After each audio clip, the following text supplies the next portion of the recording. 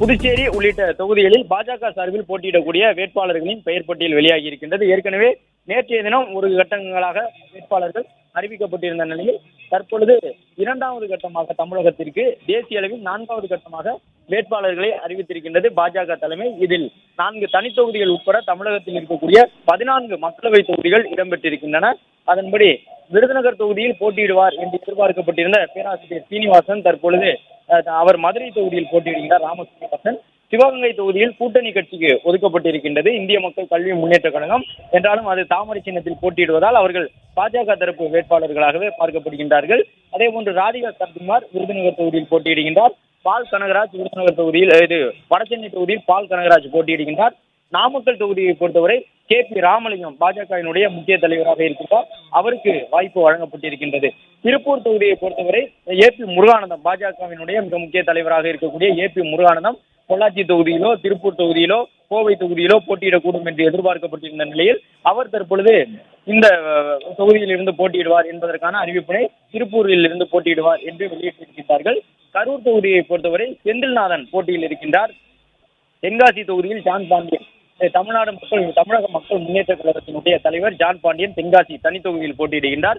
இதில் பல தொகுதிகளில் திமுகவோடு நேரடியாக பாரதிய ஜனதா கட்சி போட்டியிடுகின்றது. குறிப்பாக வடசென்னை, தென் சென்னை, மத்திய சென்னை என்று 3 தொகுதியிலும் திமுகவுடன் நேரடியாக 3வது அணியாக இருக்கக்கூடிய பாஜக களத்தில் நிற்கின்றது. சிவகங்கையிலும் பாஜகவினுடைய கூட்டணி கட்சி வேட்பாளர் தேவநாதன் யாதவ் களத்தில் இறக்கப்பட்டிருக்கின்றார். அதே போன்று பொள்ளாச்சி தொகுதியில் வசந்தராஜன் வேட்பாளராக அறிவிக்கப்பட்டிருக்கின்றார். கரூர் தொகுதியில் செந்தில்நாதன் வேட்பாளராக அறிவிக்கப்பட்டிருக்கின்றார். நாமக்கல் தொகுதியை பொறுத்தவரை KP ராமலிங்கம் வேட்பாளராக அறிவிக்கப்பட்டிருக்கின்றார். ஏற்கனவே கொங்குநாடு மக்கள் தேசிய கட்சிக்கு திமுக கூட்டணியில் நாமக்கல் தொகுதி ஒதுக்கப்பட்டிருக்கக்கூடிய சூழ்நிலையில் தற்பொழுது KP ராமலிங்கம் என்கின்ற ஒரு வலுவான தலைவரை பாஜக அந்த பகுதியில் நிறுத்தி இருக்கின்றார்கள். எனவே கடும் போட்டி நிலவக்கூடிய தொகுதிகளில் ஒன்றாக நாமக்கல் தொகுதியும் இருக்கின்றது.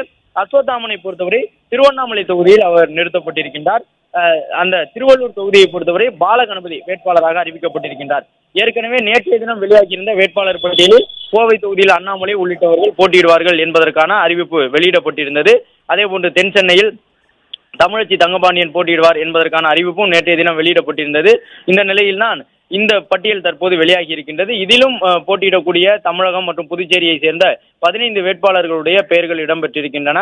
நேற்றைய தினம் வெளியிடப்பட்டிருந்த பட்டியலை பொறுத்தவரை பாஜக சார்பில் அண்ணாமலை போட்டியிடுவது உள்ளிட்டவற்றை உறுதிப்படுத்தியிருந்தார்கள். முக்கியமாக 9 தொகுதிகள் நேற்று வெளியிடப்பட்டிருந்தன.